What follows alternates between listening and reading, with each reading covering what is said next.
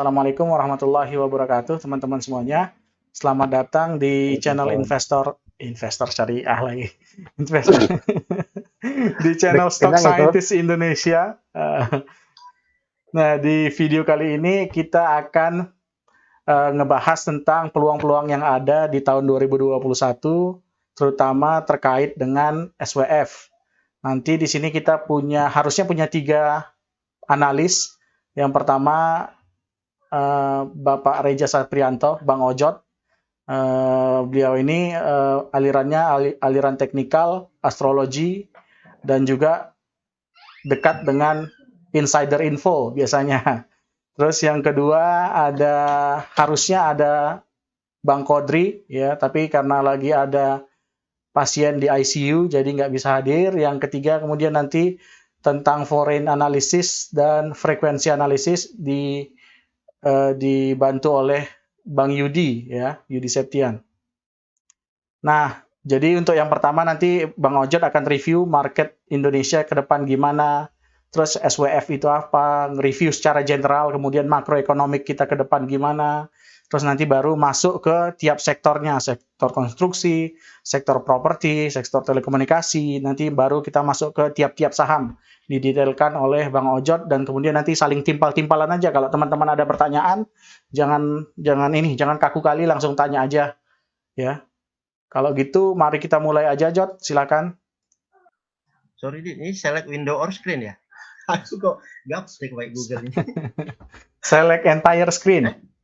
Select entire screen, sorry. Oke. Jot Biasanya Zoom soalnya. Oke. Oke, baik. Assalamualaikum warahmatullahi wabarakatuh. Selamat malam, Bapak Ibu, rekan-rekan sekalian. Kita mulai ya. Ini saya buat slide ini aja, bukan slide beneran, slide informal aja, biar apa yang kita bahas ada dasarnya gitu kan. Karena kan kebetulan ini kan dimasukin ke channelnya Om Dito nih kan, takutnya banyak orang lain yang nonton nggak paham nanti kan kalau nggak punya dasar. Nah, untuk teman-teman mungkin ada beberapa yang saya share di sini udah pada tahu. Nah, nggak apa-apa, ini remind aja, termasuk mungkin tambahan informasi bagi mungkin teman-teman yang belum tahu ya. Jadi saya menamakan judulnya itu Momentum is Everything ya, karena memang momentum itu yang membuat kita mungkin peluang untuk profitnya lebih besar. Tapi saya kasih gambaran dulu dikit, ini analisa makronya dulu ya, kondisi di negara kita saat ini. Nah, pertama ini saya aja tambahi ya, jadi materi yang disampaikan atau kita diskusikan ini diambil dari data yang dapat diakses oleh publik, jadi ini merupakan fakta. Nah, kemudian rekomendasi ataupun diskusi kita ini insight semata, jadi bukan ajakan atau apapun. Nanti keputusan kembali ke Bapak Ibu atau teman-teman yang nonton diskusi kita malam ini. Nah, pertama saya share dikit dulu karena ini penting. Tentunya kan penyebab market down salah satunya adalah COVID ya. Jadi COVID case update ini saya update sedikit aja data per hari ini.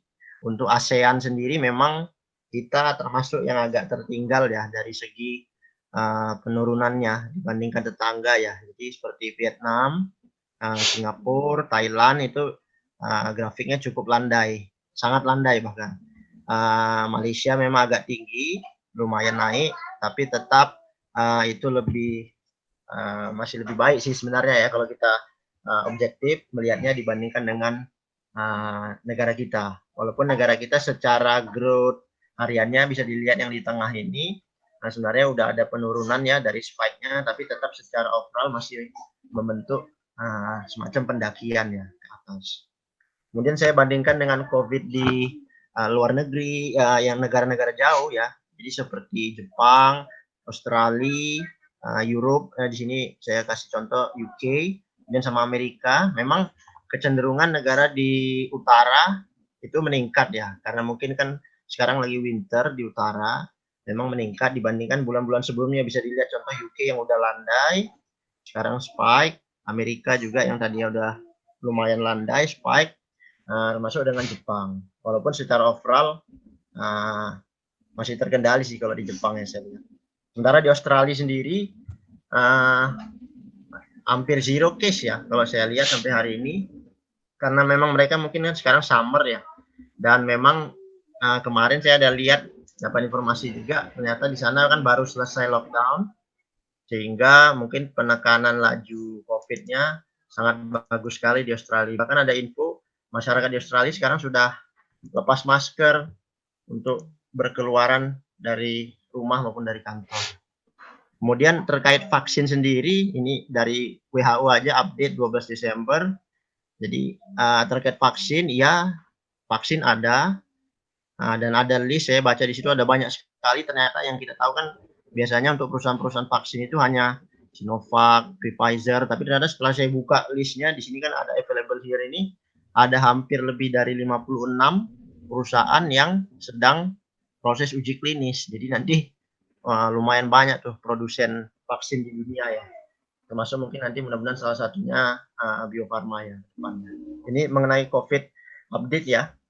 Secara gambaran umum sebenarnya cukup terkendali sih kalau saya lihat ya, COVID ini, walaupun ada beberapa negara yang masih mungkin struggle ya untuk menurunkan laju COVID. Nah, kemudian beranjak ke World Outlook sendiri ya, kalau dari data tiga lembaga ya yang bisa jadi acuan kita semua, di 2000 ini baru sampai Oktober ya, kan ada yang September.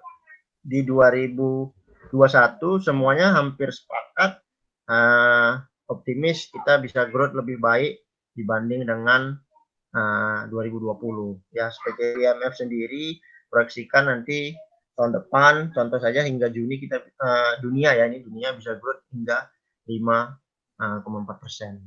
Jadi ini salah satu bentuk optimisme ya yang didengungkan oleh lembaga-lembaga internasional bahwa 2021 insya Allah ya kita bisa lebih baik dari 2020. Nah, kemudian mengenai Indonesian Economic sendiri ya, saya berangkat dulu dari APBN kita ya, postur kita ini dari Kementerian Keuangan kita itu adalah seperti ini. Jadi pertama, pertumbuhan ekonomi itu diproyeksikan growth kita nanti 5%. Sementara yang 2020 outlook-nya 1,7 sampai 0,6 minus ya. Walaupun kemarin terakhir kan ada pernyataan Sri Mulyani katakan kita minus 2,2. Kemudian inflasi ada kenaikan nanti, tentunya baik sebenarnya asal terkendali, karena itu juga untuk nge-boosting daya dorong pertumbuhan ekonomi. Nah, kalau overview sendiri di sebelah kanan ini teman-teman, pertumbuhan kita kan memang sekarang negatif. Nah, kita diproyeksikan nanti pendapatan negaranya itu bisa growth 2,6% di 2021. Nah, ini sebagai gambaran umum ya postur APBN. Nah, kemudian ini arah belanja. Jadi belanja kementerian atau lembaga itu tahun depan akan tumbuh 23,4%. Ya, tentunya ini menjadi dasar optimisme tadi tumbuh. Salah satunya adalah dari bukti belanja ini sendiri. Ya. Dari Kementerian Keuangan sudah sampaikan ini akan tumbuh sekitar 23,4% dari tahun ini yang minus 4,2%. Kemudian dari APBN sendiri memang masih defisit ya pastinya neraca kita, makanya nanti ada salah satu key point ya yang menurut saya bisa menjadi game changer atas defisit APBN kita yang mungkin udah berapa tahun, 5 tahun terakhir terjadi. Ini yang sebelah kanan adalah 10 pagu kementerian atau lembaga terbesar di 2021 yang warna merah ya. Jadi paling besar nantinya itu adalah Kementerian PUPR. Kemudian lanjutkan Kemenhan, Polri, ini Kemensos, ini Kemenkes, dan selanjutnya. Ya, jadi memang fokus belanja pemerintah di 2021 itu adalah di Kementerian PUPR yang paling besar. Itu. Kemudian, nah ini saya kasih snapshot sedikit saja mengenai anggaran per kementerian, per sektor. Jadi anggaran kesehatan memang nanti itu akan turun ya kalau dibanding tahun ini tentunya ya, karena kan mungkin apa namanya laju COVID mungkin sudah mulai baik lebih rendah. Sementara yang akan meningkat drastis itu nanti adalah infrastruktur, itu akan growth sekitar 48,4 ya, ini gambar yang bawah kiri. Kemudian yang sebelah kanan atas yang agak jarang ini biasanya, tapi kali ini luar biasa, itu nanti adalah ketahanan pangan. Ya, jadi belanja pemerintah di sana nanti akan naik cukup drastis 23,7% di ketahanan pangan. Kemudian energi, nah ini nanti diwacanakan akan ada penurunan subsidi energi ya, tentunya untuk memperbaiki tadi postur APBN di 2021. Ini dari sini saya udah ada gambaran ya kira-kira kemana nanti larinya alokasi dana pemerintah di 2021. Nah kemudian, nah ini game changer. Jadi saya ada beberapa kasih apa namanya ya pendapat ya, sektor mana atau hal apa nanti yang bisa menjadi game changer kita ke depan. Mungkin ada beberapa teman begini, ada yang beberapa sudah ada masuk di dalam investasi pasar saham, tapi ada yang mungkin belum masuk. Nah, ketika dia mau masuk, dia nanya, wah udah telat nih saya. Nah, kalau saya menurut pendapat saya belum telat, ya.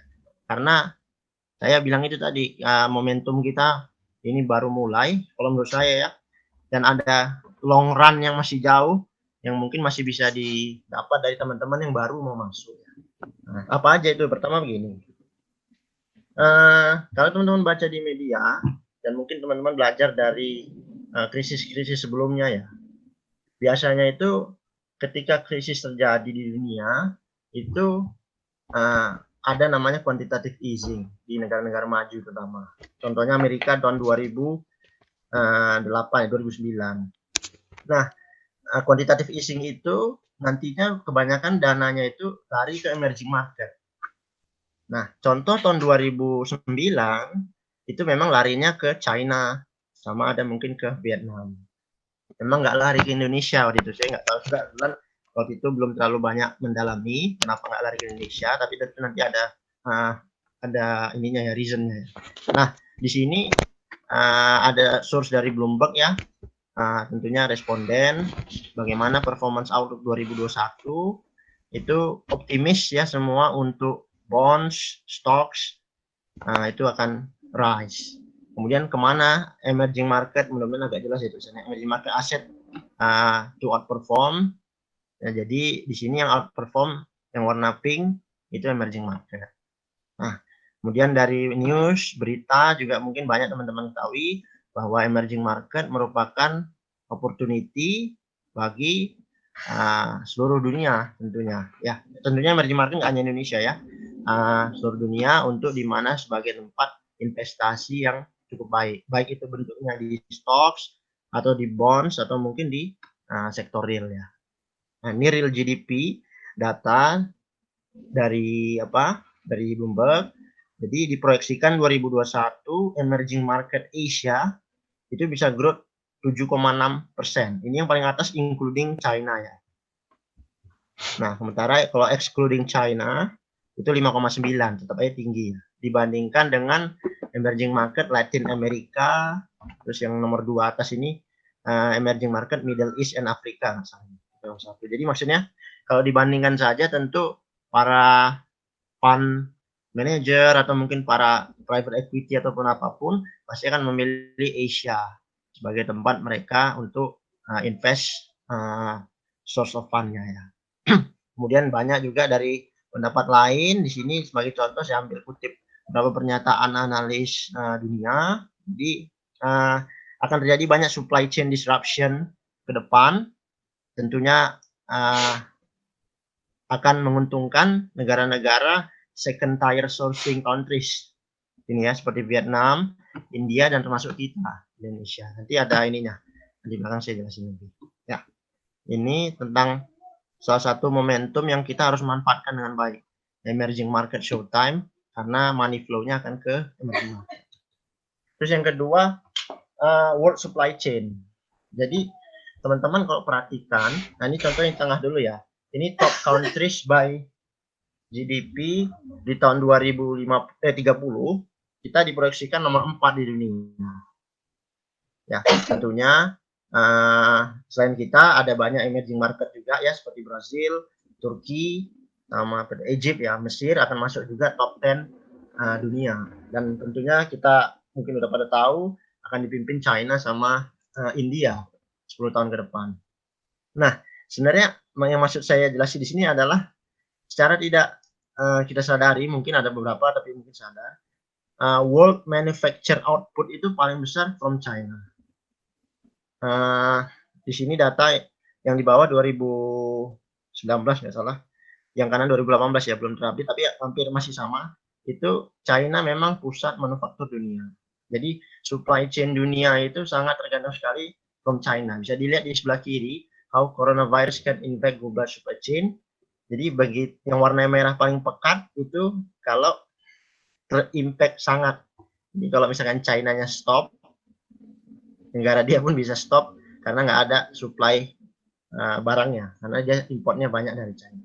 Nah, inilah yang membuat ekonomi China begitu big, begitu besar, karena seluruh manufaktur, proses produksi apapun biasanya akan lewat China. Walaupun di China cuman mungkin pengolahannya doang, atau mungkin assembly-nya doang, atau apapun, tapi semua lewat China. Itu yang bisa nge-boosting mereka luar biasa sekali. Nah, inilah yang dimanfaatkan sama pemerintah kita ke depan. Kita harus bisa jadi bagian supply chain dunia. Salah satunya nanti ada yang tadi soal the rising star EV tadi ya. Karena di sini di gambar di bawah bisa dilihat China itu 4 triliun manufacturing output-nya. Sementara Indonesia ini teman-teman bisa lihat di kanan ini. Jadi sekitar 207 misalnya. Kita nomor 1, 2, 3, 4, 5 di Asia. Jadi world output dunia itu 52%-nya from Asia. Maka itu tadi emerging market Asia itu sangat luar biasa, dan ya selain Asia paling besar jumlah penduduknya, selain itu manufaktur 52% memang dari Asia. Jadi kita beruntung di sini sebagai salah satu warga Asia, kita harus bisa manfaatkan peluang itu dengan baik di tahun-tahun ke depan. Nah, tadi ini world supply chain, hubungannya nanti dengan Omnibus Law. Kenapa? Jadi teman-teman, kalau teman-teman mungkin baca sering, mungkin dengar juga beberapa pernyataan dari pemerintah ataupun apa, salah satu yang buat investasi sulit masuk ke Indonesia itu adalah, salah satunya ya, adalah ya ketidakpastian, kemudian kerumitan pembuatan izin, kerumitan proses apa sebagainya lah, pembebasan lahan dan sebagainya, itu yang membuat investor malas masuk ke Indonesia. Oleh karena itulah dibuat kemarin Omnibus Law. Nah, ini ada ininya, apa sih, key points dan benefitnya. Jadi ada simplification of business permit, protection and empowerment of SME, government organization dan sebagainya. Jadi ini semua tujuannya adalah untuk membuat investor masuk dan berani. Nah, tujuannya apa ya tadi, kembali kita manfaatkan momentum money flow yang akan datang ke emerging market. Kemudian kita manfaatkan momentum supaya kita masuk ke world supply chain tadi. Jadi jangan sampai kejadian 2009 terulang, world flow, money flow-nya itu masuk ke China kembali, masuk mungkin ke Vietnam. Jadi kita jangan sampai ketinggalan. Maka itu pemerintah ambil langkah cepat untuk mensahkan Omnibus Law. Salah satunya nomor 10 ini adalah establishment of Indonesia Sovereign Wealth Fund. Itu salah satunya turunan dari Omnibus ini. Ini yang kanan contoh doang, apa namanya, apa dan apa batasan-batasan dari poin-poin di Omnibus Law. Nah, turunannya ini tadi Omnibus Law, salah satu momentum yang kita harus manfaatkan karena investasi asing tentunya akan trust ke Indonesia, itu adalah turunannya adalah namanya SWF, atau di kita nanti namanya itu Nusantara Investment Authority ya. Jadi ini gambaran skemanya aja ya. Jadi Nah, NIA itu intinya sih mirip sama yang di luar negeri itu, yang di mana ya? Di Norway apa di mana itu, Norway ya. Jadi intinya pengelola investasi lah. Bentuknya konsepnya begini. Jadi kan initial capital injection-nya 5 billion USD, nanti dia bisa akan injek atau dia bentuk fund manager, institusi pengelola dana lagi. Nanti itu boleh nanti dengan anchor investor international and domestic fund. Terserah, misalkan ada apa sih itu yang kemarin dari Amerika itu, nanti dia bisa lewat situ, atau mungkin ada investor domestik yang ingin join, nah nanti lewat fund ini. Ujungnya sama, ke infrastruktur, ke other sector, ya mungkin healthcare, tourism, tech dan sebagainya. Ini salah satu yang fokus pemerintah ya. Nah, investment universe and strategies-nya kayak apa? Seperti ini yang di bawah.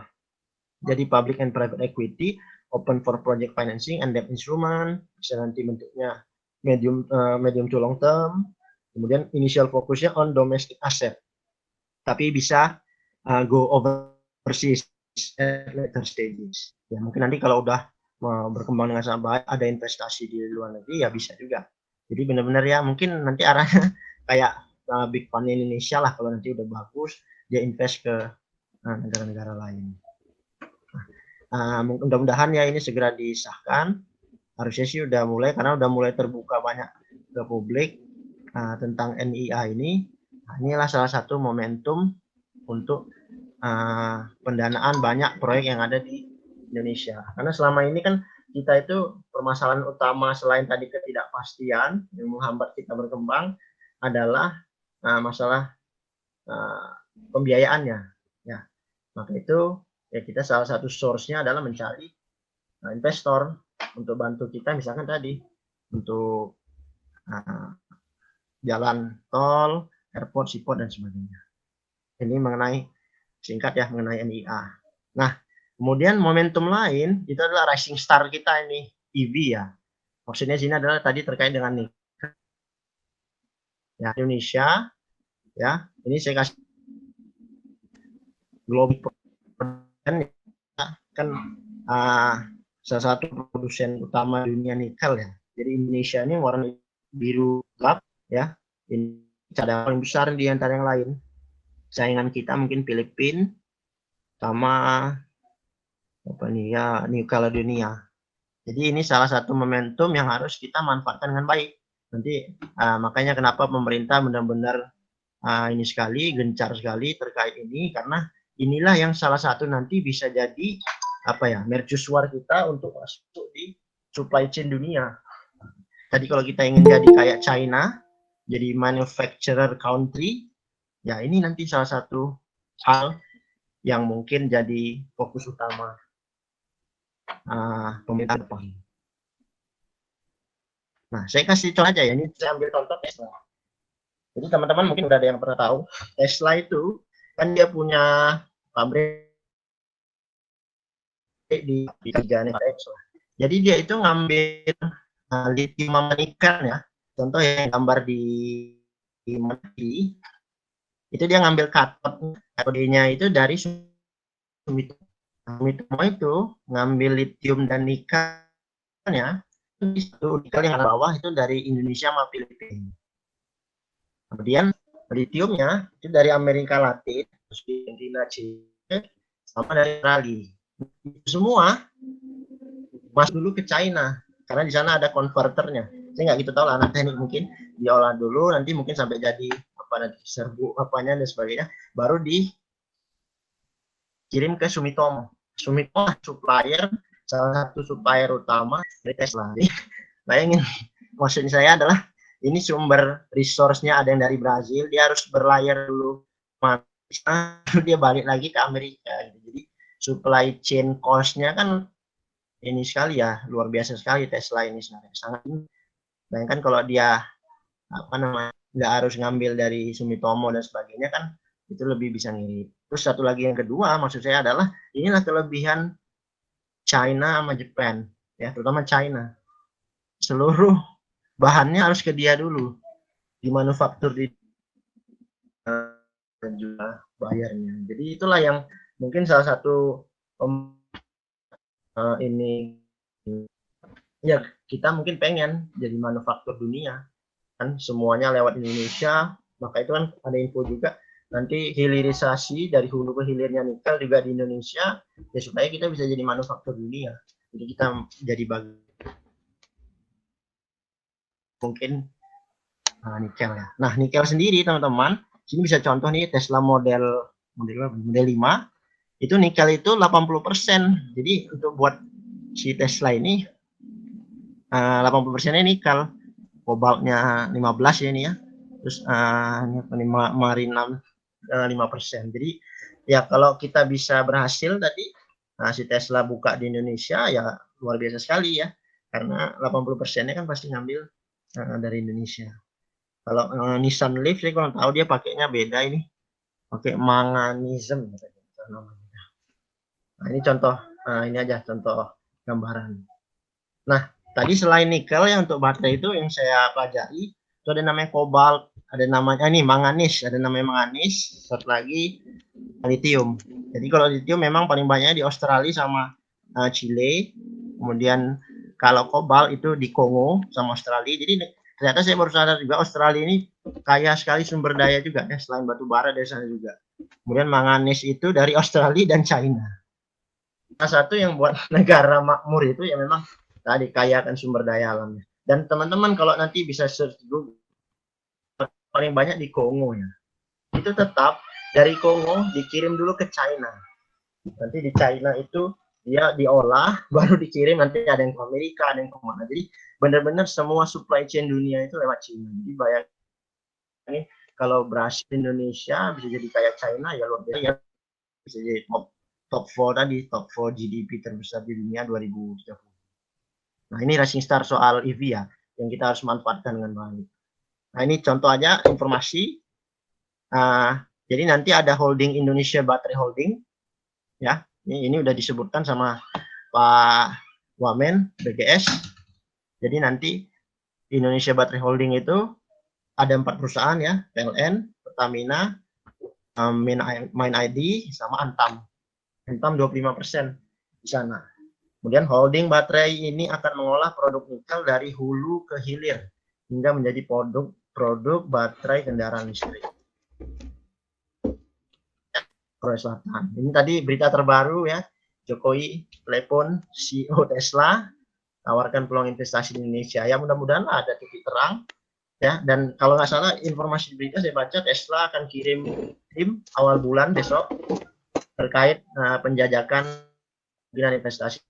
Mudah-mudahan lah kita doakan ya. Jadi kalau mungkin dulu ada yang takut Antam pas harganya 1.100 ketinggian nih kan apa enggak, itu kan berita keluar justru situ saatnya keluar. Justru kalau saya nggak melihat gitu, ini kan baru mau mulai, jadi masih panjang perjalanan kita, long run-nya masih jauh.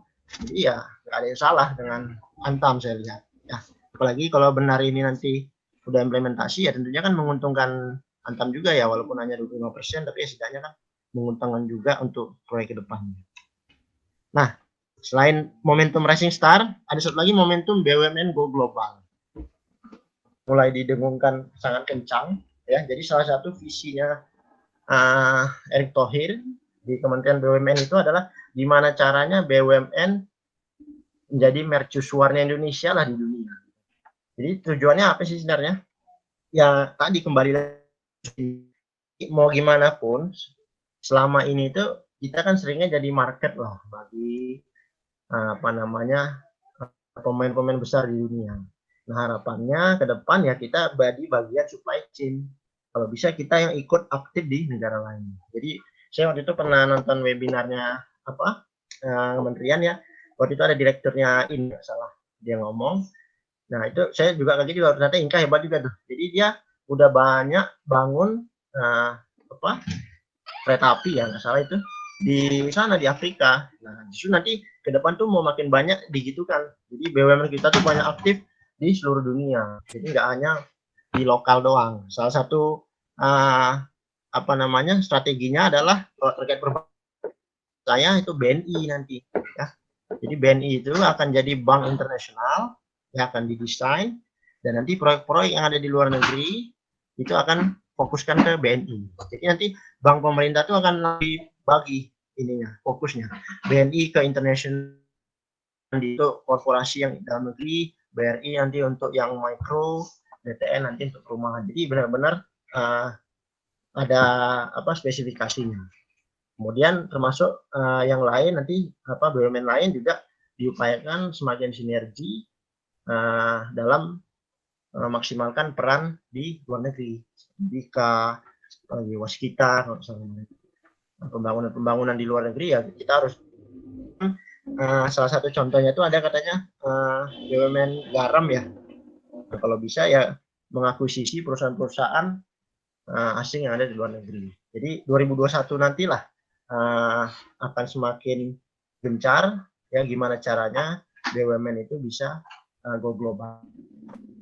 Supply chain Indonesia. Jadi Indonesia apalagi nanti kalau ada nikel ya kita harus jadi eksportir nikel terbesar dunia salah satunya melalui BUMN kita. Terus tadi kalau terkait kesehatan nanti memang Bio Farma hasil membuat vaksin ya kita harus jadi salah satu supplier vaksin COVID ataupun vaksin penyakit lainnya di dunia. Jadi tujuannya ke sana. BUMN kita jadi salah satu pengharum lah nama bangsa di kancah dunia.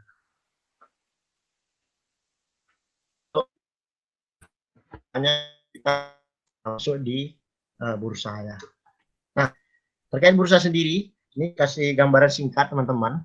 Yang penting ini yang di jadi dari Bloomberg sama JP Morgan ya. Jadi foreign flow itu kita dari tahun 2007 ini sampai 2012 itu foreign flow kita kan selalu masuk terus. Ya kan? Sampai 2014 lah. Tapi setelah itu sebenarnya turun terus, bukan turun maksudnya apa? Keluar terus. Jadi sampai hari ini asing itu sebenarnya masih keluar walaupun bulan ini masuk ya bulan kemarin masuk ya sama bulan ini. Tapi secara nominal, secara size sejak 2016 ini 17, 18, 19, 20 asing keluar terus. Makanya walaupun ISG kita kan dari 2016 sampai 19 masih naik ya. Karena asing keluar. Nah, mudah-mudahan makanya kita bisa kembali ke momen dulu waktu 2008 ini. Ya, asingnya naik terus sampai nanti tahun 2024 atau berapa. Sehingga itu momentum yang kita bisa manfaatkan untuk masuk investasi di pasar ini ya, pasar saham. Karena kalau asingnya bisa seperti yang dulu ini, nanti saya tunjukin chartnya, itu luar biasa sekali long run-nya. Jadi benar-benar long run nanti. Nah, kemudian yang di kiri bawah, ini korelasi antara JCI ya, dengan USD IDR. Jadi, kalau USD IDR-nya stabil, yang warna biru, yang kiri bawah, GCI-nya bukan growth. Bisa dilihat tuh. Tapi kalau USD IDR-nya volatile, naik, turun, GCI-nya turun. Sekarang, USD IDR-nya cenderungnya mulai stabil. Kan lagi turun-turun mulai stabil. Nah, kita harapkan terjaga, apalagi mungkin karena terpilih presidennya yang baru ya, yang berbeda. Nah, itu bisa membawa dampak positif ke emerging market. Karena dolar akan semakin lemah ya kita menjadi nilai benefit bagi emerging market karena mata uang kita salah satunya akan menguat. Nah, itu yang membawa optimisme untuk emerging market. Nah, yang kanan ini korelasi sama bond yield 10 tahun. Jadi, kalau bond yield-nya turun itu indeks akan naik. Kalau bond yield-nya naik, indeks bond yield-nya makin turun nih. Ya, terakhir nih 2 Desember bond yield-nya sudah di bawah pre-COVID level bahkan. Itu indeksnya akan terbang terus. Dan kecenderungannya memang akan turun. Jadi kalau ada yang bilang pasarnya udah terlalu mahal enggak? Ya karena memang udah berbalik semuanya mengarah ke investasi di pasar saham. Itu gambaran ya. Kalau yang di kiri atas itu GDP growth aja ya. Jadi setiap kita yang down terbesar nih tahun 98 kita bisa langsung lompat dan long run cukup lama ya sampai dengan 2008 kemudian down lagi kemudian long run lagi di atas GDP. Nah itu GCI-nya. Nah, kemudian selain indeks itu saya cermati beberapa komoditas ya. Ya, contohnya yang kiri ini komoditas yang utama-utama aja. Yang kiri ini kelapa sawit yang kiri atas ya. Itu kelihatan memang udah mantul. Kemudian yang kanan ini oil ya. Oil walaupun masih di dalam tren lainnya, tapi kecenderungannya semua mantul. Yang kanan bawah itu coal. Ini waktu itu dari bulan 8 udah buat ini. Memang sama persis ya, seperti 2016. Ya sekarang dia udah naik terus ya. Ya walaupun katanya karena winter dan sebagainya, tapi memang secara grafik memang udah saatnya naik. Jadi ya mau gimana lagi kan kalau orang teknikal, ya memang udah saatnya naik bukan karena winter. Walaupun memang karena faktor winter juga. Nah, yang di kiri ini nikel ya. Nikel dari 2016 ya, ini datanya kemana dulu secara tren menunjukkan ya ini ascending terus ya. Ascend ya, jadi ya, nilai positif terkait komoditas. Berarti Teman-teman bisa lihat ya, nikel ini, ketika Jod, krisis ya nikel gimana? ini rawan koreksi kayaknya. Yang sekarang ya ini monthly sih, nggak kelihatan dia yang ininya daily-nya. Koreksi sekarang ya, tapi mungkin nggak terlalu koreksinya ya. Nah, teman-teman kalau perhatikan ketika tahun 2009 waktu dia krisis ya, 2016, ini pas nih yang di bottom-bottomnya nih. Ini kan 2009, 2008 nih. Ini 2016, waktu itu 2016 kalau nggak salah apa ya, trade war nih kalau salah. Bukan. Ini 2016. Nah, 2009, nah itu dia long run komoditinya. Terutama oil nih ya, 2009 dia long run nih. Yang lingkaran pertama. Nah, jadi kadangkala ya tahu ya, nanti tergantung masing-masing. Saya melihat ketika krisis baru mau sembuh, ya, lihat di sini ya. Tapi sebenarnya kita udah rasakan juga kan beberapa saham komoditas itu rally duluan, bahkan nggak berhenti sampai hari ini. Nah, itu salah satu jadi catatan juga saham-saham komoditas siklus ya. Nah, ini GCI composite secara monthly ya. Jadi teman-teman saya kasih lingkaran tadi, ada 3 lingkaran. 2016-nya apa ya? Saya lupa itu. Trade war atau apa mungkin ya? Bukan trade war. Bukan trade war ya? Bukan. Lupa gua. Ya ini 2009, 2016, sekarang sama sekarang. Itu dia benar-benar long run. Nah, kebetulan saya ada teman, kebetulan saya kan 2009 waktu itu belum ya. Karena kan itu kan juga baru tamat ya. Saya tanya teman, Pak, udah lebih senior dari kita sih, 45. Pak gimana dulu 2009? Ya sama, memang di saat itu ada orang yang merasa udah ini udah mahal. Tapi pas dia tunggu, loh kok masih naik lagi. Udah mahal, masih naik sampai benar-benar 2013 naik terus. Jadi 3 tahun dari 2016 pasti orang mikir 2016 ini yang lingkaran kedua pasti mikirnya gitu juga. Pas udah sampai 2017 ini udah mahal doang, ternyata sampai 2018 masih naik lagi. Jadi ya kecenderungannya begitu ya, setiap habis krisis, big crisis terutama akan ada long run. Makanya saya bilangnya long run of hope. Tentunya harus ada dasarnya ya. Dasarnya tadi momentum-momentum yang saya sebutkan di depan ya, mudah-mudahan sesuai semua, sesuai harapan. Itulah jadi dasar long run-nya ya ke targetnya. Sini saya teknikal ya. Sementara tahun depan mudah-mudahan lah ya bisa di 7.000. Nah, syukur-syukur lebih ya ke 8.000. Ini kalau saya lihat wave sih. Nah, jadi memungkinkan sekali sebenarnya ISG ke 7.000 ya. Kalau teman-teman baca analisnya JP Morgan 100 nggak salah. Nah, kalau dari teknikalnya kan ada pola cup and handle di ISG kita yang memang memungkinkan sampai 7.000. Nah, kalau dari katalisnya tadi ada Omnibus Law, SWF, ada apa lagi supply chain, nikel dan sebagainya ya, mudah-mudahan BUMN go global. Mudah-mudahan ya memang membuat ISG kita all time high tahun depan. Maka itu tadi saya di awal sebutkan saya udah telat ya, baru masuk sekarang. Teman-teman udah masuk dari November awal atau mungkin dari saya enggak. Ini baru the beginning of run. Jadi nggak masalah. Sama kayak dulu waktu 2009 mungkin baru masuknya di setengah jalan ini 2010 awal dibilang wah udah kalah gua, udah ketinggalan. Enggak. Ya kita melihatnya view ke depan. Saya melihat dalam ini saya pendapat pribadi positif sekali sih ngelihat ini ya bursa kita maupun negara kita ya.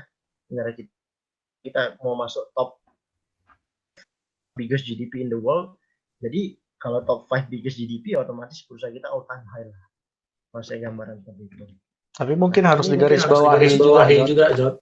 Kalau mau masuk jangan terlalu agresif karena nggak mungkin pasar tanpa koreksi. Ya. Betul. Jadi pasti ada koreksi kecil-kecil 10-20% gitu mungkin sekali terjadi. Makanya mungkin ya diatur aja manajemennya kali ya. Jangan agresif sekali masuk 100 juta, 200 juta all in terus market koreksi udah habis dana. Sayang banget. Ya. Jadi teman-teman kalau yang baru masuk nanti kita kasih opini itu bakal ini takurin mas apa ini boleh. Tapi secara view makronya saat ini belum waktu yang salah kok untuk masuk. Asal time frame-nya agak lebih panjang. Jadi jangan berharap masuk hari ini nanti 2 minggu lagi harus sudah dapat nih 10%, 20%. Ya mungkin bisa, tapi ya kan belum tentu. Bisa itu secara garis besar saya masih optimis, insya Allah tahun depan kita all time high ya, dengan momentum yang ada. Mungkin itu gambaran dasar ya teman-teman sebelum nanti kita bahas satu-satu ini chartnya kalau ada yang tanya mengenai momentum tadi yang bisa kita dapati dari bursa kita ya. Mudah juga berdoa kita seperti tahun 2009 ya, long run 3 years udah berapa beggar nanti ya jadi tahun 2023 mudah-mudahan udah berapa beggar porto kita mudah-mudahan ya. Itu teman-teman, makasih. Assalamualaikum warahmatullahi wabarakatuh. Ya makasih banget Om Mojot. Ada pertanyaan teman-teman? Silakan. Oh kemarin ada pertanyaan gini Jot. Gimana? Kalau nanti tentang SWF ini kan kita fokusnya tentang BUMN. Kira-kira bakal ngaruh nggak sama ke perusahaan-perusahaan yang swasta? Kan soalnya banyak tuh kan perusahaan konstruksi tapi swasta. Kayak TOTL atau kayak Kija itu kan bukan BUMN gitu. Bakal mempengaruhi mereka nggak? Kalau tentunya akan tetap berpengaruh ya. Karena mau bagaimanapun contoh BUMN lah ya. Pasti ada suppliernya itu perusahaan swasta. Jadi dia yang dapat proyek pasti kan ada value chain-nya dari dia nanti akan berdampak ke sektor non BUMN.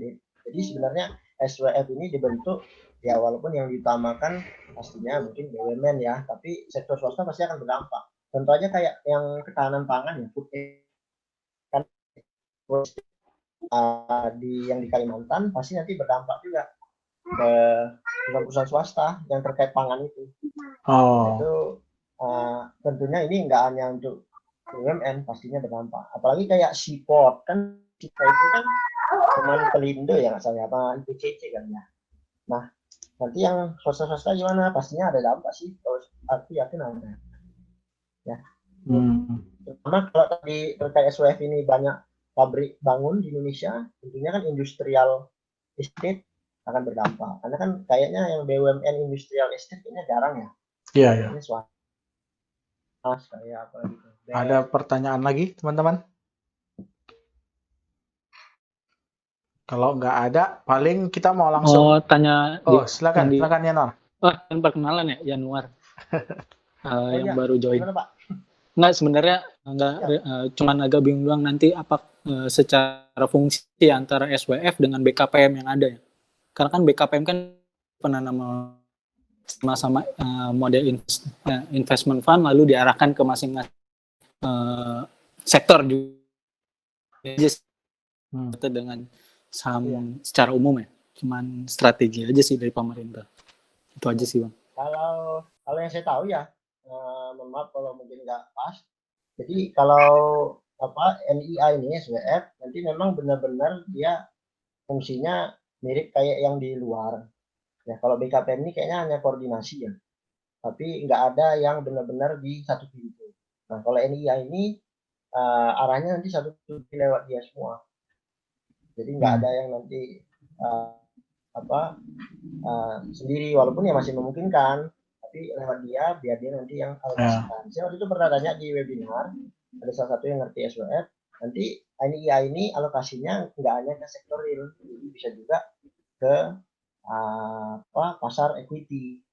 Jadi dia mau naruh di bond, mau naruh di saham, itu memungkinkan. Tapi sebenarnya kalaupun dia taruh di sektor real, ya pastinya kan emitennya akan terpengaruh, minimal dari laporan keuangannya kan, yang nanti mengefek kan ke harga sahamnya dan juga dividennya. Mungkin kalau NIA ini sekali infrastruktur. Ya, Jod. Infrastruktur kenapa? Karena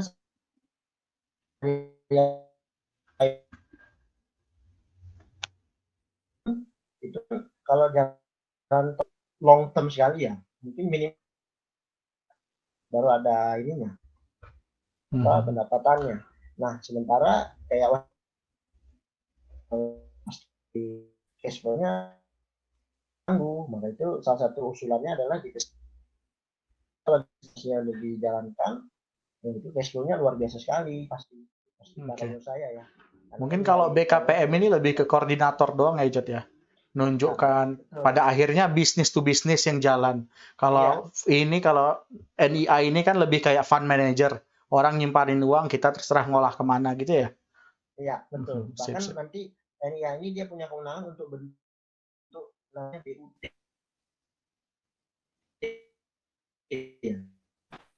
Bangun kereta api Papua dibentuk PT misalkan, nanti di konsorsium luar, nah dia kewenangan sampai segitu. Kalau BKPM kayaknya nggak punya kewenangan sampai untuk PT dan sebagainya. Jadi kayak kurang kenceng. Oke. Mau nanya dong, boleh nggak? Boleh, silakan Mas. Silakan Mas. Perdana, salam kenal, namanya saya Perdana nih. Oh, udah terkenal Mas, udah terkenal. Sering cut loss kata Dito. Hari ini cut loss, kemarin sedih saya. Makanya saya mau nanya nih, Mas. Ada dua pertanyaan sih. Nomor satu, kalau saham yang SWF dan portonya itu berarti crown jewel untuk 2021 ya. Jadi yang saham-saham yang hot harusnya yang kayak gitu, yang di provide sama SWF itu ya. Jadi kira-kira seperti itu. Salah satunya Mas itu. Tapi nggak menutup kemungkinan yang non itu ya. Karena kan tadi kayak tadi itu swasta pasti akan terdampak juga. Tapi salah satunya itu. Makanya kenapa kalau Mas Udana lihat kan konstruksi pas awal November langsung lari kayak gila-gilaan gitu kan. Bahkan Adikarya itu 1 bulan 100%. Nah, itu salah satunya. Terus kalau efek window dressing kan ini mau nembus resisten 6.000 ya, makanya dia turun ya kalau dilihat di Fibo-nya. Semuanya juga kayak gitu. Malah kenapa malah Bank Buku 3 yang naik ya? Nggak ngaruh sama investment Nusantara ini ya? Nggak ngaruh. Enggak sih kalau itu ya. Mungkin kalau saya ngeliatnya gini Mas, kalau opini saya ya. Kalau window dressing ini kan kayak jam tayangnya bagi para fund itu lah ya, fund manager, reksadana apa dan sebagainya. Kebetulan mungkin dia ada portonya ngelola Bank Buku 3 tadi, ya pasti mau nggak mau kan dia berusaha untuk naikin itu, jadi mempercantik portonya. Misalkan kebetulan dia megangnya BNI, jadi sih ada naik sih Mas. Tapi kalau dari dampak SWF langsung saya masih kurang yakin sih kalau Buku 3 ya, kayak BNRI kayak apa lagi tuh. Tapi kalau beda sama BRIS ya, kalau BRIS kan Buku 3 juga sekarang, kalau BRIS kan memang ada katalisnya ya. Kalau yang ini Nusantara NIA ini nanti kayak Asabri nggak? Maksudnya kayak dia Asabri kan punya foto banyak tuh. Iya. Ya kita harapkan saya rugi banyak gara-gara Asabri ini, kurang ajar Asabri. Karena kan kalau nggak salah kemarin saya pernah share juga ke itu ya, yang ada PP-nya itu tapi belum sah. Nanti kan dia ada laporan pertanggungjawabannya tuh ke, kalau nggak salah langsung ke ini ya, presiden ya. Nah, jadi kalau Asabri kan beda ya, laporan pertanggungjawabannya nggak ada ke presiden. Jadi mungkin ini, dan habis itu pemilihan dewan dewan direksinya benar-benar ada fit proper test-nya. Kalau nggak salah 3 itu nanti dari profesional, 2 dari pemerintah masalah. Kementerian BUMN sama Kemenlu. Dan Mas Prana ini nggak seperti Asabri lah mudah-mudahan ya. Dan nanti kita bisa jadi salah satu indikator untuk ngikutin sebenarnya. Oh, si Fani ini lagi kesini ya, kita bisa ikut juga kan. Soalnya menarik Mas, kalau NIA ini jadi seperti Asabri, kita tinggal ikutin porto dia aja. Ya itu. Iya, tapi maksudnya jadi kayak Asabri tapi jangan beli yang Trump itu ya, aneh-aneh itu. Saya bandar di pacar Mas, beli dong Mas. Jadi bandar saya. Oke, makasih. Ada pertanyaan lagi teman-teman semuanya? Saya mau nanya dong, Om. Silakan. Iya, Mbak. Dari mana? Kenalin ya Om Reza, makasih banyak tadi presentasinya banget. Saya Tiara nih dari Saudi, temennya Dito, baru banget belajar. Iya apa-apa nih.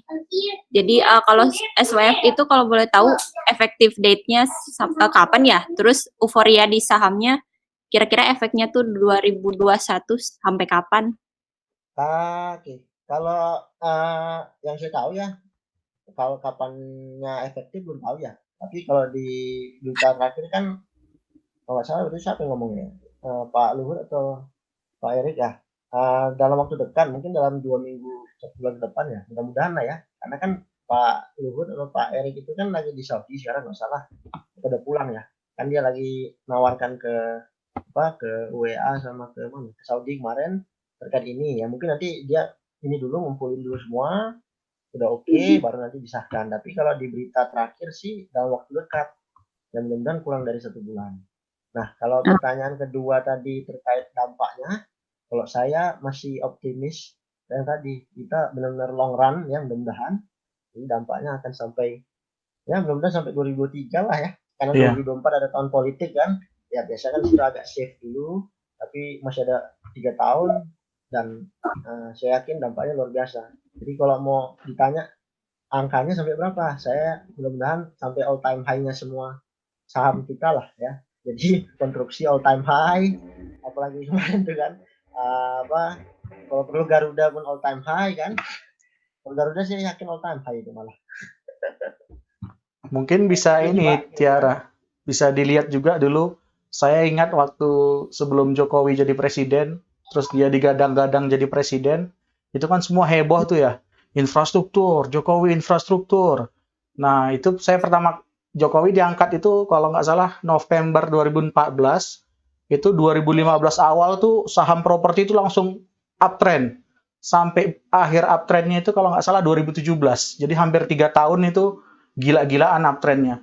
Nah, di 2018 awal baru kena trade war. Habis itu turun sampai sekarang. Jadi kalau ditanya, jadi kalau ditanya sampai kapan kira-kira efek SWF ini, ya kalau bandarnya jago ngegoreng 3 tahun bisa Tiara. Satu lagi general deh. Dari SWF ini kalau mau spesifik, kalau mau diurut nih dari sektor yang paling terimpak gitu. Pertama mungkin infrastruktur sama pendukungnya ya kayak basic gitu. Iya. Jadi kalau yang utamanya ya kalau realnya di sektor realnya itu kan infrastruktur ya. Jadi tol, airport, seaport. Sebenarnya kenapa sih? Karena ini kaitannya tadi dengan supply chain. Nah, jadi kalau airport kita bagus, seaport kita bagus, tentu nanti kita bisa jadi hub dunia terkait industri manufaktur, jadi bisa jadi supply chain. Itu kalau sektor realnya ya. Kemudian turunannya yang jadi fokus pemerintah sesuai dengan APBN ya 2021 yang tadi depan, itu kan kita tadi pangan, kemudian apalagi tourism, infrastruktur ya, teknologi nggak salah lagi. Nah tentunya itu juga jadi fokusnya si NIA ini, makanya di sini kebetulan masuk juga sih ya di potensial sektor yang lain tuh tourism, healthcare. Tadi healthcare mungkin ini karena terkait tadi biofarma ke depannya. Nah tourism salah satunya Mbak. Jadi sektor-sektor itu sih menurut saya akan jadi idola kita juga nanti untuk pemilihan ininya ya, emitennya. Itu sih Mbak kalau sektornya. Tapi nggak menutup kemungkinan sektor lain ya turunannya ya. Jadi contoh gini Mbak, ke infrastruktur. Tentunya nanti kan akan berdampak ke properti, akan berdampak ke basic industrinya juga. Contoh basic industri itu misalkan semen tadi. Semen. Kemudian supplier-suppliernya lah terkait infrastruktur itu. Tentunya sih harusnya akan berdampak. Jadi sebenarnya kalau ditanya kenapa tadi IISG all time high, karena gara-gara ini game changer ini jadi related industrinya benar-benar terdampak semua. Itu sih Mbak menurut saya. Mantap Om, makasih banyak Om. Ya. Ada pertanyaan lagi teman-teman? Kalau enggak, ya lanjut. Pengen nanya tuh. Ajar Fik. Oh, itu kan tadi sempat disebutin ya, Jod. Lithium, nikel dan teman-temannya kan apa namanya kayak one of the most important lah di 2021 nanti. Kira-kira nikel, baja dan teman-temannya akan berdampak nggak sih sama itu? Kan ngomongin teknologi itu juga ada. Kira-kira saham-saham startup kan ada beberapa yang mau IPO tuh tahun depan. Itu menjanjikan nggak untuk dibeli? Oke. Nah, kalau pertama kalau nikel ya tadi ya. Kalau nikel sih saya yakin sekali optimis ya kalau memang semuanya masih sesuai plannya yang kata, apalagi kalau misalkan nikel, baja, aluminium. Ya. Misalkan tadi si Elon Musk tertarik memang ya itu pasti ini sekali ya positif sekali untuk industri nikel, apalagi dengan saat ini kan pemerintah kemarin kan dia nambah saham di mana namanya Inco ya, walaupun 20% masih, tapi itu kan sebenarnya kita kalau kita tangkap itu kan bentuk komitmen kalau kita harus menguasai ini supply chain nikel ke depan, karena kita adalah salah satu produsen terbesar nikel di dunia. Jadi kalau terkait itu harusnya sih berdampak sekali terkait nikel. Nah kalau tadi baja kemudian apa tadi dan sebagainya, kalau yang BUMN ya crush itu ya baja salah satunya kan salah satu fokus juga untuk dibenahi, karena di situ salah satu fokus juga terkait industri yang jadi apa istilahnya yang jadi sorotan untuk jadi mercusuarnya kita. Jadi menurut saya sih pasti terdampak juga, apalagi kan itu kan industri manufaktur kan, kalau kita mau jadi world manufacture output ya kayak di si India, di China, harusnya sih industri yang begitu bisa jadi ini sih, bisa jadi pertimbangan untuk masuk sih. Itu sih terkait baja, nikel dan sebagainya. Nah terus tadi terkait yang teknologi tadi ya, kalau opini saya ya teknologi kan saya baca di mana kemarin APPN apa mana, kalau nggak salah memang salah satu medium di JP Morgan medium term prospek ke depan itu adalah teknologi.